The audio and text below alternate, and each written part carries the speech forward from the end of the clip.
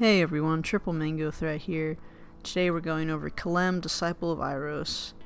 For 2 colorless, a red and a white, legendary creature, giant soldier, double strike vigilance. Whenever you cast a creature spell with converted mana cost 5 or greater, you get an experience counter.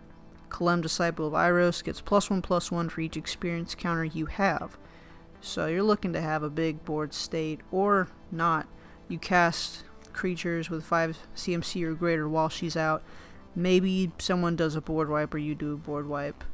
You still have those counters, so when you cast her next, she's still going to be big. In my opinion, Sunburnt Invocation is the best card for Kalemne.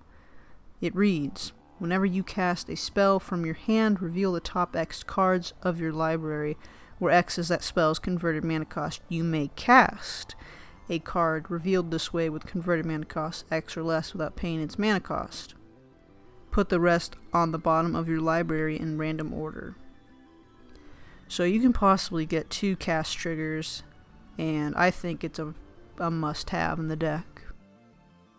So let's start off with some of the best giants in the deck. We got Stink Drinker Daredevil. Giant spells you cast cost 2 less to cast. So we're getting out more giants, and we got more mana to spend on whatever. Hamlet Back Goliath. When another creature enters the battlefield, you may put X 1/1 counters on Hamlet Back Goliath, where X is that creature's power.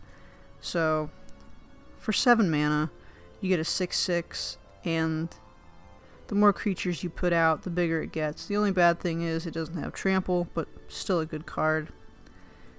Sunrise Sovereign. Other giant creatures you control get +2/+2 and have trample. So your commander is going to be a 5/5 with trample. No, it's going to have an experience counter. So you're looking at a 6/6 with trample, double strike vigilance. Yeah, that's a great card. Borderland Behemoth. Borderland Behemoth gets +4/+4 for each other giant you control. So if your board state is great, you got a bunch of giants, he's going to be huge, and he has trample. The instants are more removal than anything in this deck, such as Return to Dust. If you play it during your main phase, you can get 2 artifacts and or enchantments. Path to Exile. Get rid of a pesky creature, and you exile it, and they get a land. Swords to Plowshare. Exile a creature, they gain that much life as its power. Now, moving on to the lack of card draw in Boros, I recommend these cards. Outpost Siege. Your upkeep, you're going to exile a card, and you can play it the rest of the turn. It's a great card. Dream Pillager. When Dream Pillager deals combat damage to a player, exile that many cards. So you're looking at 4 cards you can exile, and you can cast those until end of turn. Dragon Mage. Whenever Dragon Mage deals combat damage to a player, each player discards his or her hand and draws 7 cards. This is good for you. It's also good for your opponent, most likely, but it could get rid of something good in their hand. Molten Psyche. Each player shuffles the cards from his or her hand into his or her library and draws that many. For some reason, if you have all lands in your hands or nothing good, play that card, shuffle your hand in your deck, and you'll possibly get something better. Incendiary Command. I would choose the 3rd option. Each player discards all the cards in his or her hand and draws that many. Wheel of Fate. So it has Suspend 4.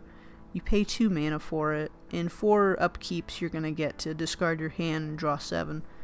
This is a great card because by the time 4 turns have passed, you've probably gotten rid of most of your hand. So why not fill it up? Now, there are lands and artifacts that help you filter the deck a bit more, such as Path of Ancestry. It enters tapped, but you can get any color when it's spent on a creature type that's shared with your commander. You get to scry 1. And so we have the 4 cycling lands: Secluded Steep, Drifting Meadow, Forgotten Cave, and Smoldering Crater. You can pay mana, discard the card, and draw a card. I would do that later in the game though. And as for artifacts, we got Commander Sphere. It's going to give you mana, but if for some reason you need that card draw, which you will, you can sack that. Got Mind Stone, Boros Clue Stone, and many more other awesome artifacts. So let me know what you guys think of the deck down below in the comments. Thank you all so much for watching. Have a great day, and play some Commander. This has been Triple Mango Threat. Peace.